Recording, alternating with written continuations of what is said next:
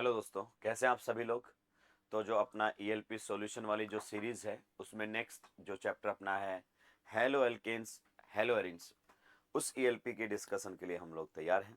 चलिए बढ़ते हैं पहले क्वेश्चन की तरफ।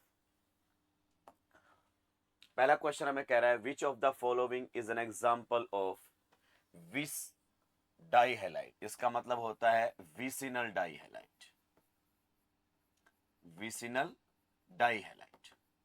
क्लियर। अब देखिए, दो टाइप के आपके पास हो सकते हैं। एक होते हैं जेमिनल डाइहैलाइड और एक आपके सामने होता है विसिनल डाइहैलाइड। जेमिनल का मतलब एक ही एटम पर लगे हुए जो भी एटम्स या ग्रुप्स होंगे उसको हम बोलते हैं जेमिनल, और जब एडजेसेंट पर लगते हैं तो उसे हम क्या बोलते हैं, विसिनल। जैसे अगर अपन बात करना चाहें, ये हमारे सामने है, तो यहां पर दो OH ग्रुप लगे हुए हैं और दोनों OH ग्रुप एक ही एटम पर लगा हुआ है क्या, यस। तो ये हमारे सामने रहेगा जेमिनल, जेमिनल डाइओल। दो OH लगे हुए हैं तो जेमिनल डाइओल। यहां पर अगर मान लो आजू बाजू हमारे सामने OH लग जाए एडजेसेंट एटम्स पर, जैसे एक OH इधर लग जाए, एक इससे नेक्स्ट पर लग जाए, तो ये आपके सामने एग्जांपल हो गया विसिनल डाइओल। तो पहले आपको वर्ड क्लियर होना चाहिए, जेमिनल मतलब एक पर ही, विसिनल मतलब एडजेसेंट पर। चलिए अब बात करते हैं। कहता है डाइक्लोरोमीथेन, तो ये हमारे सामने मीथेन में डाइक्लोरो मतलब H हटाकर आपने कितने Cl लगा दिए हैं, दो, तो ये हो गया डाइक्लोरोमीथेन। आप बताइए दोनों एक ही पर है, तो ये तो आपका जेमिनल हो गया। ठीक है, तो ये हमारे सवाल का जवाब नहीं है। नेक्स्ट अगर हमसे पूछ रहा है 1,2 डाइक्लोरोइथेन, तो यहां पर आपके सामने लगा होगा Cl, ये रहेगा इधर भी Cl। आप बताइए ये कहां पर है, Cl और Cl एडजेसेंट पर, तो ये हमारा विसिनल डाइक्लोराइड है। दिस इज विसिनल डाइक्लोराइड और यही हमारे क्वेश्चन का आंसर है, आजू बाजू लगे हुए हैं vicinal. So this will be the correct answer. Clear, आगे बढ़ सकते हैं। जैसे इसमें क्या दिया हुआ, इथाइलिडीन क्लोराइड, तो इथाइलिडीन की अगर अपन बात करना चाहें तो इसका स्ट्रक्चर हमारे सामने ही रहेगा, यहां भी Cl यहां भी Cl, तो दोनों Cl किस पर लगे हुए हैं, एक पर ही, तो ये तो फिर से आपके सामने क्या रहेगा, जेमिनल डाइक्लोराइड। तो ये रहेगा हमारे सामने जेमिनल डाइक्लोराइड। और ये दिया हुआ एलाइल क्लोराइड, तो इसमें तो Cl ही है कि दोस्तों, एलाइल यूनिट का मतलब समझते हो ना, this particular unit is which allyl, और यहां पर आप कुछ भी ग्रुप लगा देंगे, मान लीजिए Cl, तो ये एलाइल क्लोराइड। तो इसमें तो जेमिनल और विसिनल की कोई बातें ही नहीं हो सकती है, तो करेक्ट आंसर इज सेकेंड। अगला क्वेश्चन हमें कह रहा है the position of Br in the compound, in the compound, ये कंपाउंड दिया है, कैन बी क्लासिफाइड एज, तो ये आपके सामने जो फॉर्मूला दिया हुआ है कंडेंस फॉर्म के अंदर दिया हुआ है, इसको आपको पहले ठीक से बनाना पड़ेगा। तो बनाने की कोशिश करते हैं। ये दिया हुआ है CH3, फिर कार्बन, कार्बन में बताओ क्या लगा हुआ है, डबल बॉन्ड, फिर नेक्स्ट कार्बन पर यहां पर बताओ कौन लगा दिया आपने, Br लगा दिया है। CH3 होल ट्वाइस मतलब दोनों CH3 कहां पर है आपके, यहां पर है। ये हमारे सामने आपका स्ट्रक्चरल फॉर्मूला आ गया है। अब बात कर लेते हैं। कहता है एलाइल है, एराइल है, विनाइल है या सेकेंडरी है। पहले आप बताओ ये कार्बन कौन सा कार्बन है, दिस इज 3 डिग्री कार्बन, पक्का, यस। तो ये आपका 3 डिग्री एल्काइल हैलाइड है, this is 3 degree alkyl halide. Clear. तो सेकेंडरी वाला तो आपका जो ऑप्शन है वो गलत हो गया है। आप जानते हैं एराइल, एराइल कब बनता है, जब आप बेंजीन से H हटा देते हो तो बचा हुआ ग्रुप आपका एराइल या फिनाइल ग्रुप कहलाता है। ये हमारे सामने कौन है, बेंजीन। हमने यहां से किसको रिमूव कर दिया है, H को, तो H हटाने के बाद जो बचा हुआ ग्रुप है ये कुछ इस प्रकार से आपके सामने आएगा। क्लियर। तो इस ग्रुप को आप क्या बोल सकते हो, इस ग्रुप को आप फिनाइल ग्रुप बोल सकते हो, इस ग्रुप को आप एराइल ग्रुप बोल सकते हो। क्लियर, ये आपके सामने रहेगा। और इसको लिखा कैसे जाता है, इसको इन शॉर्ट एब्रीवेशन PH लिखा जाता है, या कई बार हम ऐसे लिख देते हैं C6H5। क्या लिख देते हैं, C6H5। तो एराइल के अंदर तो आपका हेलोजन बेंजीन पर लगा होना चाहिए था, तो ये भी हमारा आंसर नहीं हो सकता। फिर कहता है विनाइल, विनाइल आप जानते हैं कब बनता है, ये हमारे सामने है इथीन। इथीन, जब आप इथीन से एक H रिमूव कर देते हो, so the remaining unit is known as vinyl. तो ये यूनिट हमारे सामने है विनाइल। यानी कि इस केस में आपके डबल बॉन्ड के ऊपर हेलोजन होना चाहिए था, तो डबल बॉन्ड के ऊपर हेलोजन नहीं है, तो ये भी हमारा आंसर नहीं हो सकता। तो this will be the answer. In fact ये एलाइल नहीं है, सही तरीके से अगर अपन बोलें तो ये एलाइलिक है। क्या है? Allylic. There is difference between allyl and allylic, आपको ये क्लियर होना चाहिए। चलिए मैं क्लियर करता हूं क्या डिफरेंस है एलाइल में और एलाइलिक में। मान लीजिए अगर अपन बात करें, हमारे सामने कुछ इस प्रकार से दिया हुआ है, ये इसको हम बोलते हैं प्रोपेन। क्या बोलते हैं? प्रोपेन। प्रोपेन से अगर मैं एक H हटा देता हूं, क्या हटा देता हूं? H। क्लियर? और कौन से कार्बन से हटाना है दोस्तों? sp3 कार्बन से। तो प्रोपेन से जब sp3 कार्बन से H हटा देते हो, then this remaining unit is known as allyl. This remaining unit is known as allyl. This is the particular structure allyl. जैसे अगर वो आपसे बोल रहे हैं स्ट्रक्चर बनाने के लिए भाई एलाइल ब्रोमाइड बनाओ, ठीक है, या फिर वो आपसे बोल रहा है यहां पर एलाइल एल्कोहल बनाओ, बनाएंगे, या फिर वो हमसे बोल रहा है एलाइल अमीन बनाओ। क्लियर? तो ये सब स्ट्रक्चर हम बना सकते हैं। तो अगर एलाइल वर्ड इस्तेमाल में ले रहा है ना दोस्तों, इसका मतलब this structure is fixed. Clear? तो अगर एलाइल ब्रोमाइड बोल रहा है तो this particular unit is allyl, और ब्रोमाइड के लिए यहां पर क्या जोड़ दीजिए? Br। एलाइल एल्कोहल बोल रहा है, सो this particular unit is allyl, और यहां पर क्या जोड़ दीजिए? OH। So this is allyl alcohol. अगर एलाइल बोल रहा है तो this particular unit is allyl, और अमीन बोल रहा है तो बताइए क्या जोड़ दीजिए? NH2। तो ये तो हो गई एलाइल। नाउ आपके सामने होता है एलाइलिक। क्या होता है? एलाइलिक। एलाइलिक का मतलब होता है कि आपके कार्बन कार्बन डबल बॉन्ड से next position, carbon carbon double bond से नेक्स्ट पोजीशन। आगे बात समझ में? जी हाँ। जैसे अगर अपन बात करना चाहेंगे, हमारे सामने डबल बॉन्ड है कार्बन कार्बन, तो ये आपकी कौन सी पोजीशन रहेगी? नो डाउट ये भी आपकी कौन सी पोजीशन है? एलाइलिक। ये कार्बन कार्बन डबल बॉन्ड है, ये वाली पोजीशन कौन सी पोजीशन रहेगी? एलाइलिक। जैसे यहां पर ये पोजीशन आपके सामने एलाइलिक है, मैं H लगा देता हूं। So this particular position is known as allylic. ये भी एलाइलिक है, ये भी आपके एलाइलिक पोजीशन है। या फिर अगर अपने पास ये आ जाए तो यहां पर मैंने लगा दिया, तो ये भी एलाइलिक है और ये भी एलाइलिक है। एलाइलिक का मतलब बस इतना सा होता है कि कार्बन कार्बन डबल बॉन्ड से next sp3 carbon, that is allylic. मतलब कोई फिक्स्ड स्ट्रक्चर नहीं है, कोई फिक्स्ड स्ट्रक्चर नहीं है। मान लीजिए अगर मैं आपसे बोल रहा हूं कि आप बनाइए एलाइलिक ब्रोमाइड, क्या बनाइए? Allylic bromide. Now difference clear कीजिए, यहां मैंने लिखा था allyl bromide, so this particular unit is known as allyl.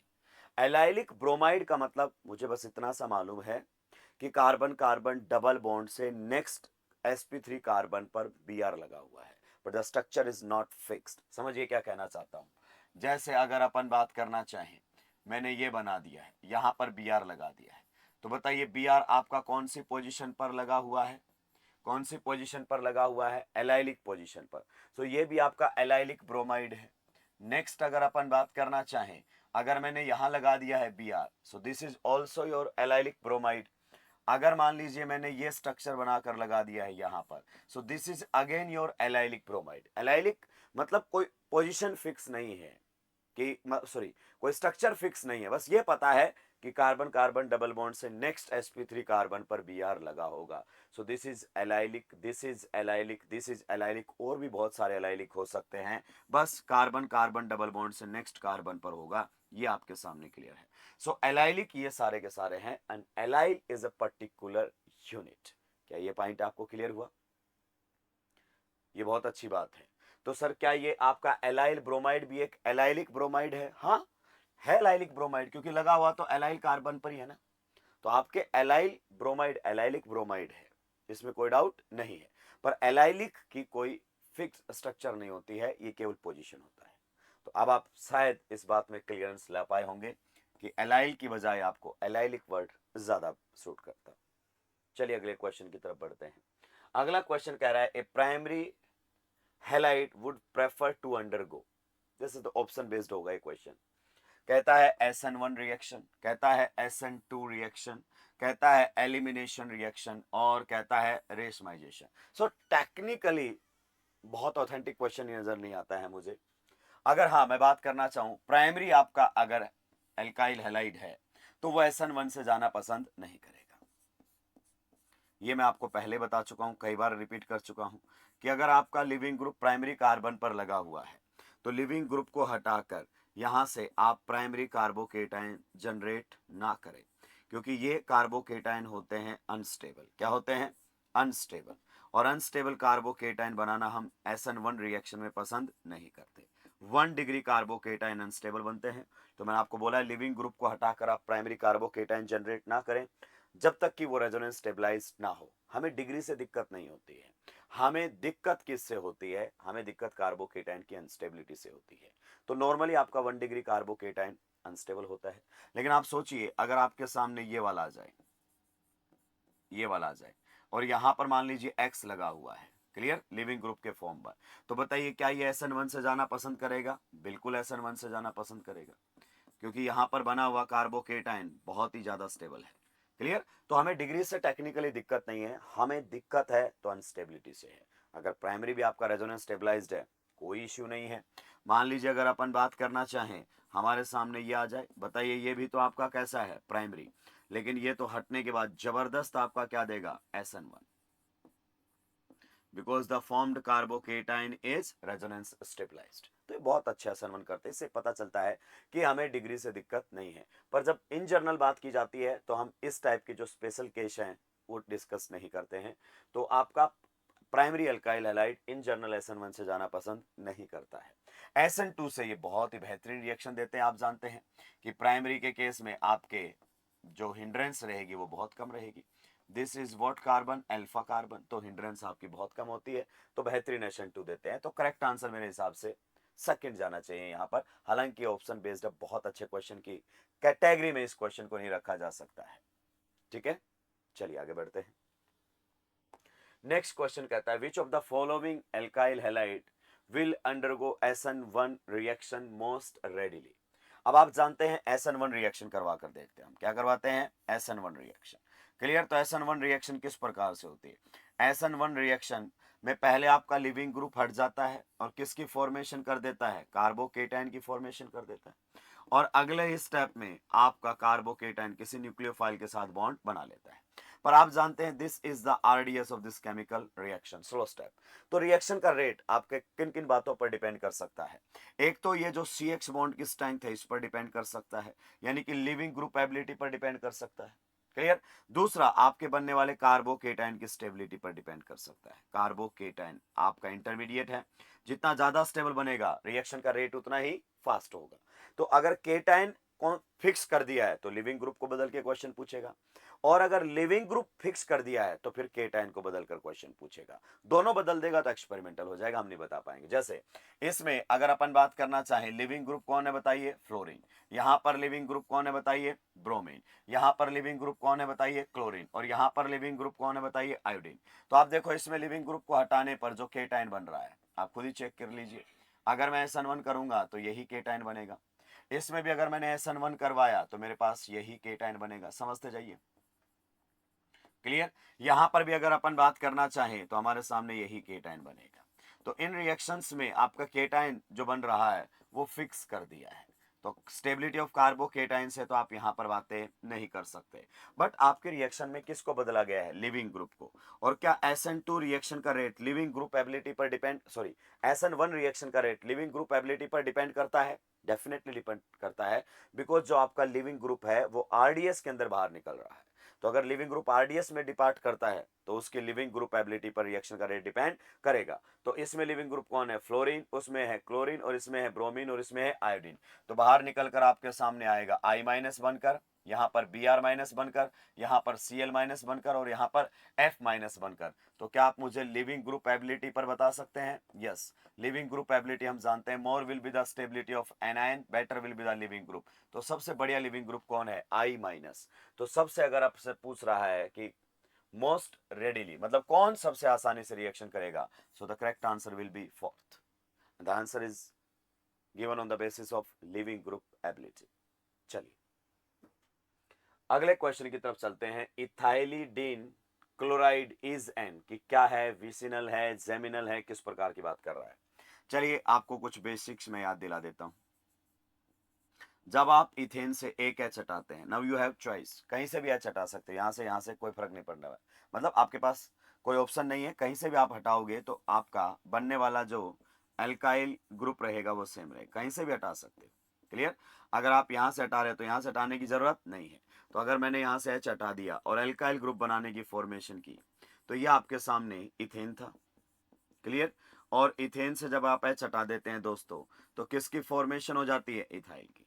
Clear. Alkane से एच हटाने पर एल्काइल ग्रुप की फॉर्मेशन हो जाती है. Now again you have two choice. अब आपके पास चॉइसेस हैं कि अगला एच कहां से हटाएंगे. आप अगला एच यहीं से हटा दीजिए जहां आपने पहले से हटाया था. अगर यहीं से एच हटा दिया तो एक ही कार्बन की दो वैलेंसी फ्री हो जाएंगी. दूसरा है कि नहीं नहीं, यहां से नहीं, बाजू वाले से हटा दीजिए. अगर बाजू वाले से आपने एच हटाया तो एडजेसेंट कार्बन की जो वैलेंसी है वो फ्री हो जाएंगी. क्लियर. अब बताइए इस वाले में जब एक ही कार्बन की वैलेंसी फ्री हो रखी हो तो हम इसको क्या बोलते हैं, इसको बोलते हैं इथाइलिडीन. क्लियर. और जब एडजेसेंट की फ्री हो रखी हो तो उसको क्या बोलते हैं हम, इथाइलिन. तो उम्मीद करता हूं आपको इथाइलिडीन और इथाइलिन में डिफरेंस क्लियर हुआ होगा. तो हमसे पूछ रहा है इथाइलिडीन क्लोराइड, तो हम यहीं से स्ट्रक्चर बना सकते हैं ना इथाइलिडीन के लिए. ये दो वैलेंसी फ्री है और कौन लगा हुआ है, क्लोराइड. मतलब यहां पर भी Cl, यहां पर भी Cl. तो ये तो हमारा कौन सा हो गया है, एक ही कार्बन पर है. तो ये तो हमारा जेमिनल डाइक्लोराइड हो गया है. हमने इस पर डिस्कस भी किया था स्टार्टिंग में, विसिनल और जेमिनल के बारे में बता दिया था. क्लियर. जब एक ही पर दोनों लगे हो तो जेमिनल, और जब एडजेसेंट पर लगे हो तो विसिनल. क्लियर. तो यहां पर हमारा जो आंसर जाएगा दैट इज ए जेमिनल डाइहैलाइड. चलिए नेक्स्ट क्वेश्चन की तरफ बढ़ते हैं. अगला क्वेश्चन क्या कहता है, कहता है chloromethane on treatment with excess of ammonia yields mainly. चलिए रिएक्शन करवा कर देखेंगे. ये हमारे सामने दिया हुआ है क्लोरोमीथेन, रिएक्शन किसके साथ करवाई गई है, अमोनिया के साथ. क्लियर. एंड गिवन है कि आपका अमोनिया किसमें है, एक्सेस में. किसमें है, एक्सेस में. बहुत ही बढ़िया. अगर एक्सेस में है तो किस प्रकार से रिएक्शन होगी, आप जानते हैं कि आपका Cl एक लिविंग ग्रुप है और लिविंग ग्रुप दो तरीके से हटता है, या तो न्यूक्लियोफिलिक सब्स्टिट्यूशन से या फिर एलिमिनेशन से. और आप क्लियरली देख सकते हैं कि यहाँ एलिमिनेशन के कोई ऑप्शन ही नहीं है. नॉर्मली आपका स्ट्रॉन्ग बेस एलिमिनेशन में इस्तेमाल में लिया जाता है. और वो बेस कौन कौन से होते हैं बताइए. एक तो आपका RO माइनस होता है, एक आपका NH2 माइनस होता है, या फिर OH माइनस को अल्कोहल में इस्तेमाल में लो तो इनमें से कुछ भी नहीं है, तो यहाँ पर एलिमिनेशन के चांसेस नहीं है. Then we have to go for substitution. अब अगेन आपके पास चॉइसेस है सब्स्टिट्यूशन के लिए. Either you will go for SN1 और you will go for SN2. आप जानते हैं मिथाइल आपका है प्राइमरी है, आपका SN1 से नहीं जाएगा. भले ही आपका अमोनिया सॉल्वेंट की तरह यहां पर इस्तेमाल में हो रहा है, एक्सेस का मतलब समझ रहे हो, सॉल्वेंट की तरह इस्तेमाल में लिया जा रहा है. क्लियर. तो पोलर प्रोटिक सॉल्वेंट है, भले ही पोलर प्रोटिक हो, आपका प्राइमरी और मिथाइल हैलाइड्स SN2 से ही रिएक्शन करते हैं, irrespective of solvent, irrespective of nucleophile. क्या ये पॉइंट आपको समझ में आ गया है. चलिए तो यहां पर रिएक्शन होगी सब्स्टिट्यूशन, और सब्स्टिट्यूशन में भी कहां से जाएगा, ये SN2 से. SN2 से तो ये करेगा इसके ऊपर अटैक और ये बॉन्ड तोड़कर निकलेगा खटैक. तो आपकी रिएक्शन आगे बढ़ जाएगी, यहां पर CH3 और यहां पर NH3 प्लस की फॉर्मेशन हो जाएगी. क्लियर. जब भी कोई अपने लोन पेयर से अटैक करता है तो आप जानते हैं कि उसके ऊपर कैसा चार्ज आ जाता है, पॉजिटिव चार्ज. यहां पर आपको दिखाई देगा नाइट्रोजन के ऊपर पॉजिटिव चार्ज आ गया.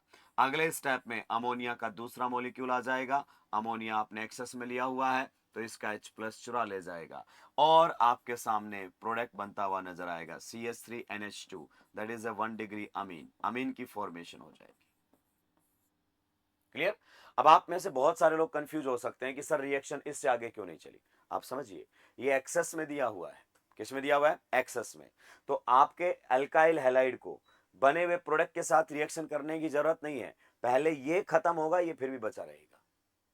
हाँ अगर आप मामला उल्टा कर देते, CH3Cl को एक्सेस में कर देते और अमोनिया को लिमिटिंग रिएजेंट के तौर पर इस्तेमाल में ले लेते, तो वो प्रोडक्ट बन जाता जो आप सोच रहे हैं.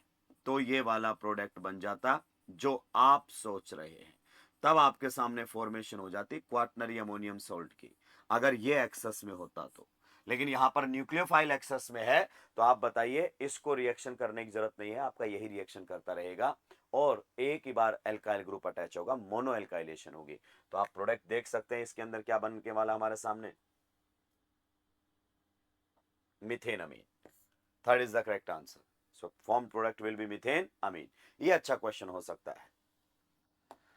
अगले क्वेश्चन की तरफ बढ़ते हैं। रिएक्शन ऑफ, अगर अपन बात करें benzyl bromide with aqueous sodium hydroxide follows, तो मैं आपको पहले क्लियर कर चुका हूं दोस्तों, बता चुका हूं कि अगर आपके पास एलाइल हैलाइड आ जाए या फिर एलाइलिक हैलाइड आ जाए,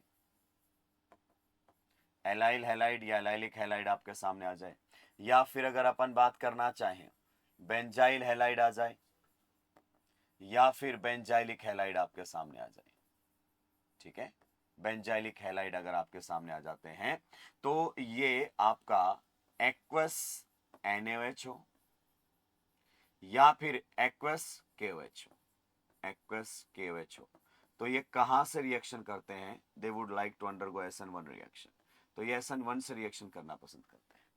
हाँ बिल्कुल, आप मुझसे बात कह सकते हो कि सर जैसे यहां पर आप पर्टिकुलर रिएक्शन की बात कर रहे हो, तो ये एल्काइल हैलाइड तो प्राइमरी एल्काइल हैलाइड है सर। अगर कोई मुझसे पूछे कि ये एल्काइल हैलाइड कौन सा है, तो definitely I will say primary alkyl halide है। लेकिन सर आपने तो बोला था प्राइमरी एल्काइल हैलाइड को फिर SN1 से नहीं जाना चाहिए, तो मैंने ये भी तो कहा था हमें डिग्री से दिक्कत नहीं है, हमें अनस्टेबिलिटी से दिक्कत है। अगर मैं इसको यहां से हटा देता हूं और SN1 करवा देता हूं, तो आप पाएंगे कि ये तो अच्छा खासा स्टेबल कार्बोकेटाइन बन रहा है भाई। ये आपका कार्बोकेटाइन जो है वो रेजोनेंस स्टेबलाइज्ड है, तो हमें इसको बनाने में कहीं कोई दिक्कत नहीं है। So formed carbocation is resonance stabilised, तो डिग्री से हमें कोई दिक्कत नहीं है, हमें अनस्टेबिलिटी से दिक्कत है। तो अगर आपका बना हुआ कार्बोकेटाइन रेजोनेंस स्टेबलाइज्ड है तो बिल्कुल बनाइए। तो कहां से जाना पसंद करेगा, ये SN1 रिएक्शन के थ्रू जाना पसंद करेगा। ये नोट कर लीजिए, एलाइल और आपके बेंजाइल हैलाइड्स एक्वस KOH या एक्वस NaOH के साथ SN1 से रिएक्ट करते हैं। अगला question, which of the following compounds will give racemic mixture on nucleophilic substitution by OH minus, nucleophilic substitution by OH minus. पहले तो एक बात आप क्लियर कर लीजिए, अगर हम बात करना चाहें रेशमाइजेशन, रेशमाइजेशन यानी कि रिएक्शन में क्या बनेगा, racemic mixture, racemic mixture, formation of racemic mixture is known as racemisation. Clear. और आपका रेशमाइजेशन इन जर्नल किस में होता है, SN1 में। तो अगर रेशमाइजेशन की बातें कर रहा है तो SN1 में होगा। क्या हर SN1 रिएक्शन में रेशमाइजेशन हो जाएगा, नहीं, हर SN1 में तो रेशमाइजेशन नहीं होगा। तो रेशमाइजेशन कब होगा, रेशमाइजेशन तभी होगा when formed products, when formed products, when formed products are enantiomers, are enantiomers। अगर किसी रिएक्शन में बने हुए प्रोडक्ट्स एक दूसरे के क्या जाते हैं, enantiomers, in that case racemisation will take place.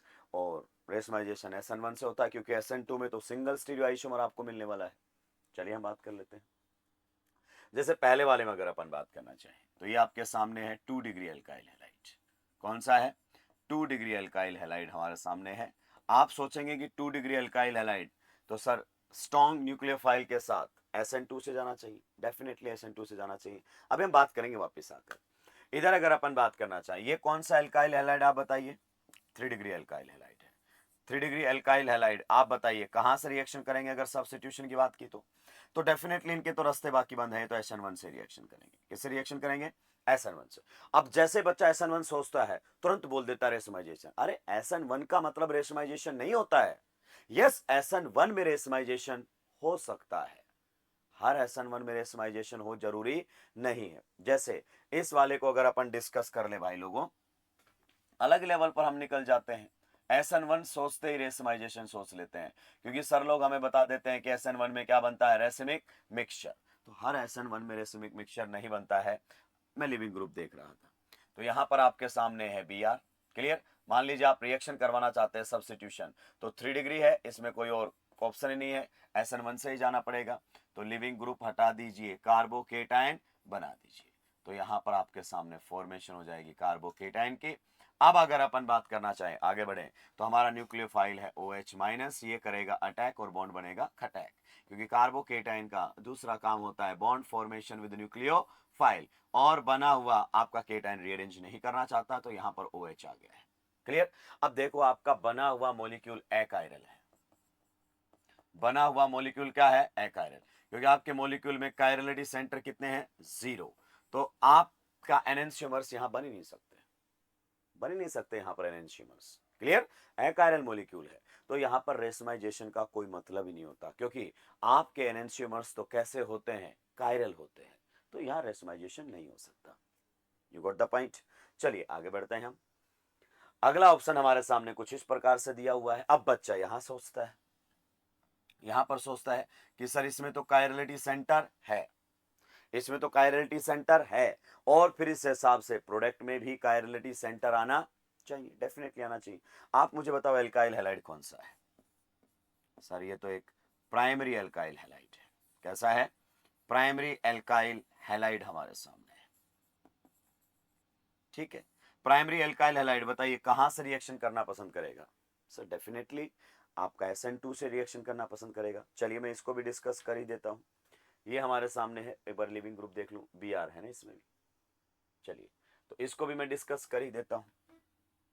ये देखो ऐसे CH3, यहां पर हमारे सामने है C2H5, यहां पर हमारे सामने है CH2Br। क्लियर? और हम रिएक्शन कहां से करवा रहे हैं?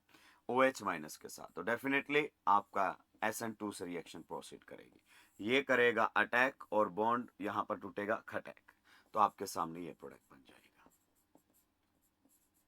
ये प्रोडक्ट आप लोगों के सामने बनकर आ जाएगा। यहां पर OH लगा हुआ मिलेगा, नो डाउट। यहां पर ये कायरलिटी सेंटर है, यहां पर भी ये कायरलिटी सेंटर है। इन this reaction will proceed with retention of configuration at the chirality center, reason being no bond is broken at chirality center, तो ये आपका चलेगा। अब आप बोलोगे सर R भी बनेगा और S भी बनेगा, बात आपकी टेक्निकली सही है, लेकिन आप बताइए अगर हमारे पास ये दिया हुआ है और हमें पता ही नहीं है, या तो ये R कॉन्फ़िगरेशन में होगा या फिर ये S कॉन्फ़िगरेशन में होगा। जरा इस पर हम बात कर लेते हैं इस तरीके से। ये हमारे सामने कुछ इस प्रकार से दिया गया है, ये मैंने इसको लिख दिया है CH3 CH2 और यहां पर CH3 लगा दिया है। मैंने एक बार CH3 को कहां पर लगा दिया है? वेज पर। हाइड्रोजन को कहां लगा देता हूं? डैश पर। So this is the chirality centre, और यहां पर कौन लगा हुआ है? Br। आगे बात समझ में? अब रिएक्शन करवा रहे हैं हम किसके साथ? OH- के साथ, OH- के साथ, तो SN2 से जाएंगे, ये करेगा अटैक और बॉन्ड टूटेगा खटैक। Reaction will be proceeding via which mechanism? Reaction will be proceeding via आपका SN2 mechanism। तो अगर आपने ये लिया होगा तो यहां पर आपको Br की जगह कौन लगा हुआ मिल जाएगा? OH। Br की जगह कौन लगा हुआ मिल जाएगा? OH। अब सोचो, जो आपका अगर यहां पर R था तो आपको R वाला यहां पर मिलेगा, अगर ये S वाला था तो S वाला ही मिलेगा, मतलब एनेंशियोमेरिकली प्योर आपको यहां पर ऑब्टेन होने वाला है। अगर ये R वाला था तो ये R वाला ही रहेगा, S वाला आपको मिलने वाला ही नहीं है, एक सिंगल प्रोडक्ट यहां पर बनेगा। हाँ सर मैं ये भी मान सकता हूं कि यहां पर मान लीजिए वेज पर किसको रख लूं? H को, और डैश पर किसको रख लेता हूं? CH3 को। एक पॉसिबिलिटी ये भी हो सकती है Br के साथ रिएक्शन करवाने पर, डेफिनेटली हो सकती है। अगर मैं OH- के साथ रिएक्शन करवा रहा हूं, ये करेगा अटैक और ये बॉन्ड तोड़कर निकलेगा बाहर खटैक। एग्जैक्टली अगर अपन बात करना चाहें तो ये बातें हम कर सकते हैं, ये बातें हम कर सकते हैं। तो वेज के ऊपर रहेगा H और डैश के ऊपर रहेगा CH3, और आप समझिए फिर आपको यहां पर कौन लगा हुआ मिलेगा? OH। तो ये जो कायरलिटी सेंटर था वो ऐसा कैसा रहेगा? मतलब अगर ये R था तो आपको R ही मिलेगा, और S था तो S मिलेगा। सिंस यहां पर बताया नहीं गया है मुझे ये क्या है, तो अगर मैं R वाला मानूंगा तो R वाला ही मिलेगा, और S वाला मानूंगा तो S वाला ही मिलेगा। इसका मतलब मुझे एक सिंगल स्टीरियो आइसोमर ही मिलेगा इस रिएक्शन के अंदर। क्या मिलेगा? सिंगल स्टीरियो आइसोमर ही मिलेगा। तो यहां पर भी रेसमाइजेशन के चांसेस नहीं दिखाई दे रहे हैं, यहां पर भी रेसमाइजेशन के चांसेस नहीं दिखाई दे रहे हैं। चलिए हम वापस आते हैं, इधर हम बात करना चाहते हैं। फिर तो सर इसमें रेसमाइजेशन कहीं होता हुआ नजर ही नहीं आ रहा है। अब अगर अपन ऑप्शन देखना चाहें तो हमें बेस्ट ऑप्शन के साथ जाना चाहिए, और बेस्ट ऑप्शन क्या है आपका ए, क्योंकि यहां पर आपका SN1 हो जाए, अगर क्या हो जाए SN1।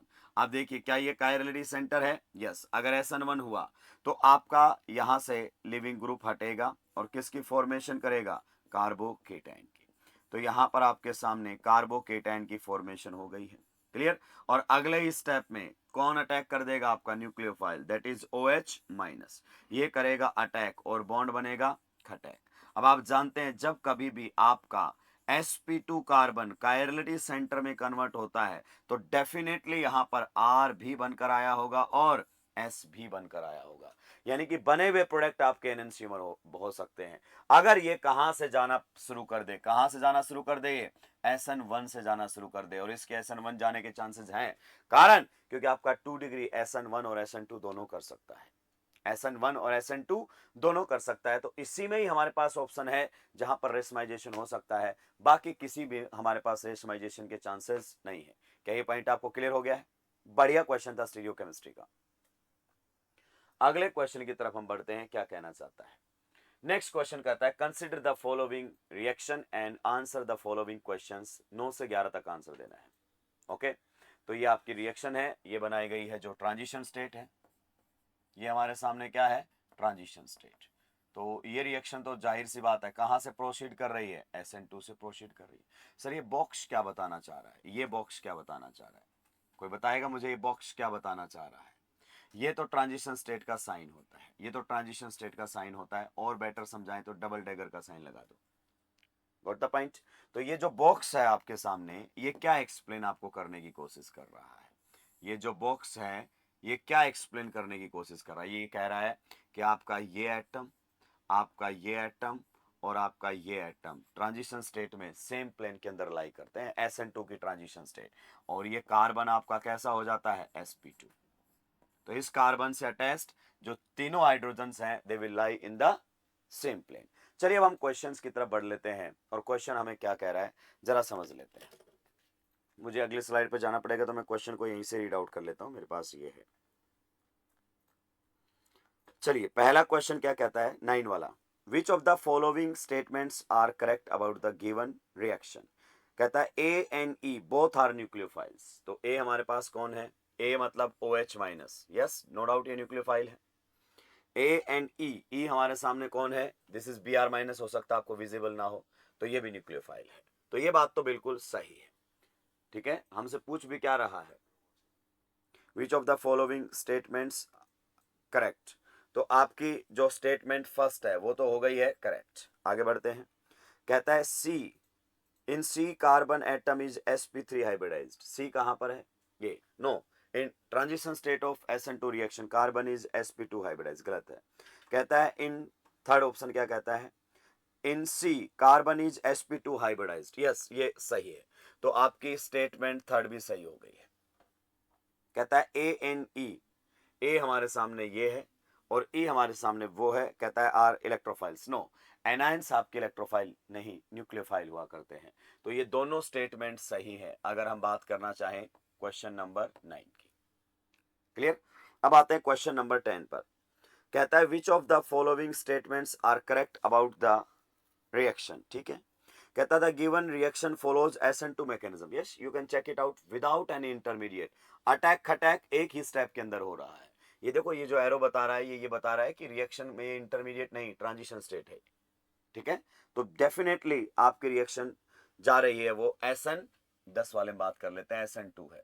तो 10th का पहला स्टेटमेंट सही है। अगला स्टेटमेंट क्या कहता है, B and D have opposite configuration. तो ये आपका है B और ये है आपका D, यस ये पॉइंट भी सही है।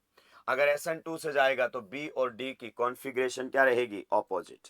आप समझते ना, ऑपोजिट कॉन्फ़िगरेशन का मतलब मैंने आपको समझाया था कि जब अटैक होता है बैक साइड से तो इन एटम्स की स्पेस में जो रिलेटिव पोजीशन है वो चेंज हो जाएगी, और इसका RS कॉन्फ़िगरेशन से कोई लेना देना नहीं है। ये अभी तीनों एटम इसके लेफ्ट साइड में है और इसके राइट साइड में। तो सेकंड स्टेटमेंट बिल्कुल सही है, every SN2 reaction proceeds with 100% inversion of configuration. Third statement हमारे सामने क्या कहता है, B and D have same configuration, no गलत है। फोर्थ कहता है the given reaction follows SN1 mechanism, नहीं गलत है। तो 10th वाले की फर्स्ट और सेकंड स्टेटमेंट सही है। चलिए क्वेश्चन नंबर 11 की तरफ बढ़ते हैं। ये क्या कह रहा है, which of the following statements are correct about the reaction intermediate. In fact ये रिएक्शन का इंटरमीडिएट नहीं है, ये रिएक्शन की ट्रांजिशन स्टेट है, ठीक है। तो टेक्निकली ट्रांजिशन स्टेट की बात करनी चाहिए, तो जहां जहां इंटरमीडिएट है उसको काट के ट्रांजिशन स्टेट आप कर लेंगे। अब पढ़ें क्या कहता है। कहता है intermediate C is unstable in this carbon is attached to 5 atoms. देखो ये बात इसकी बिल्कुल सही है। अगर हम SN2 रिएक्शन की बात करते हैं, किसकी बात करते हैं, SN2 रिएक्शन की बात करते हैं, इसको समझाना पड़ेगा। और ये जहां तक मैं रिकॉल कर पा रहा हूं ये एग्जाम्पलर का क्वेश्चन है। किसका क्वेश्चन है दोस्तों, एग्जाम्पलर का क्वेश्चन है। तो इससे आपको एग्जाम्पलर का लेवल का भी अंदाजा हो जाएगा। यहां पर जब आप रिएक्शन करवाते हैं SN2 तो ये करेगा इसके ऊपर अटैक और ये यहां से निकलेगा खटैक, but the reaction will be proceeding via transition state. आपका रिएक्शन में प्रोडक्ट कुछ इस प्रकार से बनेगा, इधर न्यूक्लियोफाइल लगा हुआ मिलेगा, इधर आपका H रहेगा, इधर भी H रहेगा और यहां पर भी H रहेगा, और बाहर कौन निकल जाएगा, X माइनस। क्लियर। तो आप देखो यहां पर SN2 है तो इन्वर्जन ऑफ कॉन्फ़िगरेशन हुआ है, भले आप ध्यान नहीं दे पा रहे होंगे। देखो बताया था कि नहीं बताया था, यहां पर ये ट्राइंगल लिविंग ग्रुप के इधर है और यहां पर वो जो ट्राइंगल है वो लिविंग ग्रुप के किधर बन गई है। तो every SN2 reaction proceeds with 100% inversion of configuration and this is the transition state.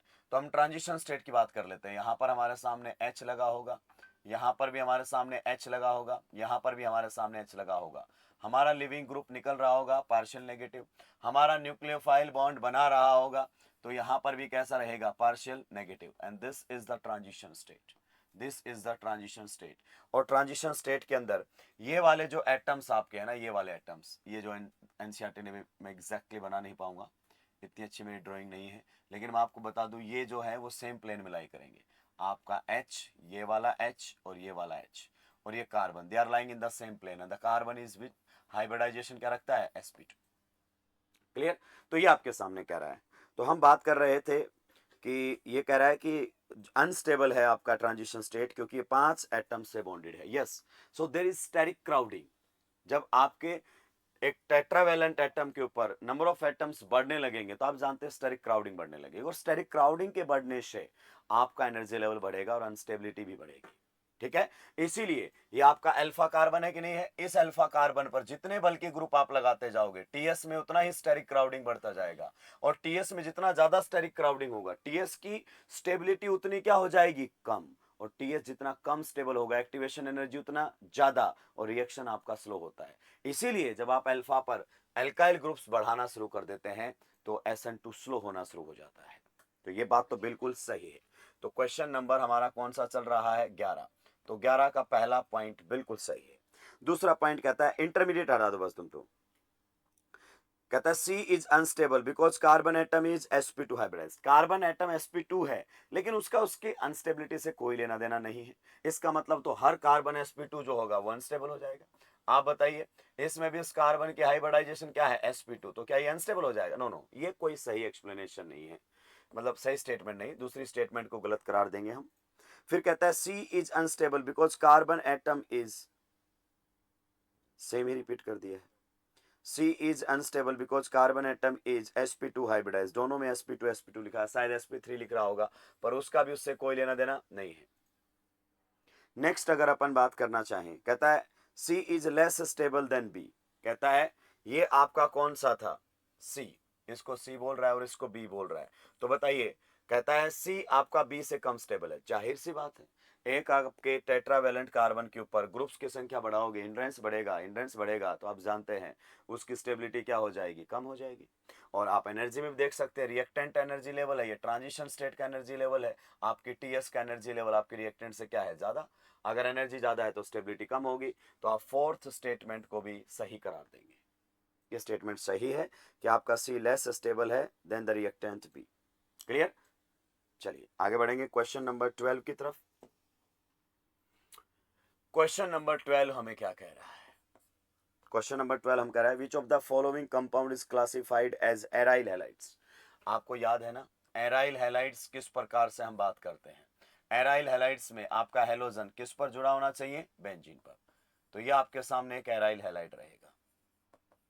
और बात आप समझिए, मान लीजिए अगर हम इस प्रकार से बात कर लेते हैं, इस प्रकार से दो ग्रुप हमारे सामने, दो ग्रुप बेंजीन के ऊपर लगे हुए हैं, यहां पर CH3 लगा हुआ है, यहां पर भी CH3 लगा हुआ है। क्लियर? तो आप बताओ दो ग्रुप लगाने के लिए बेंजीन से कितने H हटाए होंगे आपने? कितने H हटाए होंगे आपने? बेंजीन से 2H हटाए होंगे। तो आप इसको ऐसे लिख सकते हो C3, यहां पर C6H4 और ये रहेगा CH3। क्लियर? अगर आप इसको ऐसे लिख देते हो पैरा CH3 C6H4 CH3, इसका मतलब क्या होगा दोस्तों? इसका मतलब है कि दोनों CH3 एक दूसरे की कौन सी पोजीशन पर लगे होंगे? पैरा पोजीशन पर। तो इसका स्ट्रक्चर दोस्तों ये बनाना है आपको। ठीक है? पैरा मतलब दोनों ग्रुप पैरा पोजीशन पर है। C6H6 बेंजीन होता है, 2H हटा दिए तो C6H4 हो गया है। मान लीजिए अगर वो ऐसे लिख देता मेटा CH3 C6H4 CH3, इसका मतलब दोनों CH3 ग्रुप एक दूसरे की कौन सी पोजीशन पर है दोस्तों? दोनों ग्रुप एक दूसरे की मेटा पोजीशन पर है। क्या ये पॉइंट आपको क्लियर हो गए? चलिए तो अब हम क्वेश्चन की तरफ भी बढ़ लेते हैं। कहता है विच ऑफ द फॉलोइंग, अच्छा ये तो वो क्वेश्चन है जो हम डिस्कस कर चुके हैं, 12 पर चलना हमें, ये सारी बातें हम कर चुके हैं। क्वेश्चन नंबर 12 पर, तो आप सोचिए, देखो ये रहा C6H4, ठीक है? तो ये बना दिया मैंने इस प्रकार से, 2H हटाने हैं, हटा देंगे बिल्कुल। फिर कहता है कि पैरा पर क्या लगा दो? Cl, तो यहां पर लगा दिया है Cl। P का मतलब है पैरा। अब आगे वाला ग्रुप Cl के पैरा पर ही आना चाहिए, और यहां पर ये ग्रुप है आपके सामने CH2, ठीक है? फिर है CH, ये रहा CH, और इस पर कितने मिथाइल ग्रुप लगा दिया आपने? 2 मिथाइल ग्रुप। आप बताइए क्या कह रहा है, क्या ये एराइल हैलाइड है? Yes, halogen is directly attached to the benzene, तो ये एराइल हैलाइड है। अगले वाले में बात कीजिए। अगले वाले में बात कुछ इस प्रकार से हमारे सामने चल रही, देखो ये रहा C6H4, तो ये मैंने बना दिया है C6H4 के लिए, यानी कि यहां से 2H हटे होंगे। यहां पर पैरा की बातें हो रही हैं, ठीक है? और पैरा के ऊपर कौन जुड़ा हुआ? देखो CH, उस पर है एक Cl और एक है मिथाइल ग्रुप, तो यहां पर मैंने जोड़ दिया है कौन? CH, इस पर है एक Cl ग्रुप और एक मिथाइल ग्रुप, तभी तो वैलेंसी पूरी होंगी। ये Cl डायरेक्ट रिंग के ऊपर नहीं है, ठीक है? वरना इस कार्बन के 4 बॉन्ड नहीं बन पाएंगे। और सामने वाले पर यहां पर है CH2 CH3। क्लियर? तो ये तो कौन सी पोजीशन होती है? ये तो बेंजाइलिक पोजीशन होती है, बेंजाइलिक। तो ये आपका एराइल हैलाइड नहीं है। अगले बात कर लेते हैं। कहता है ऑर्थो पर लगे हुए ग्रुप, ये रहा आपके सामने कौन? C6H4, तो मैं बना देता हूं इसमें C6H4 को कुछ इस प्रकार से, ये हमारे सामने रहेगा C6H4। अब आप बताइए क्या लगा हुआ है? CH2 लगा हुआ है और फिर Br लगा हुआ है, तो यहां पर मैंने लगा दिया है CH2 और Br। अब कहता है अगला ग्रुप इसके कहां पर होना चाहिए? ऑर्थो पोजीशन पर, और अगला ग्रुप हमारे सामने है CH, तो ये रहेगा हमारे सामने CH।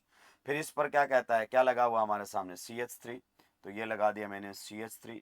फिर आगे लगा हुआ है CH2 CH3। क्लियर? आप बताइए क्या ये एराइल हैलाइड है? डेफिनेटली नहीं है, क्योंकि ये तो आपके बेंजाइलिक कार्बन के ऊपर है, बेंजीन पर है नहीं, तो ये आंसर नहीं हो सकता। नेक्स्ट आपके सामने है C6H5। यस, अब आप समझ गए, एक H हटाकर क्या लगाया गया है? Cl, एक H हटाकर Cl लगाया गया है, तो ये हमारे सामने एराइल हैलाइड रहने वाला है। तो करेक्ट आंसर हमारे सामने रहेगा कौन सा? First and fourth. तो ये हमारा ELP1 का डिस्कशन था एल्काइल हैलाइड्स में। आप आगे की भी ELP सोल्व कर लीजिए, बहुत ही जल्दी हम उसके सॉल्यूशन के साथ भी आप लोगों के बीच में हाजिर होंगे। आप सभी का धन्यवाद।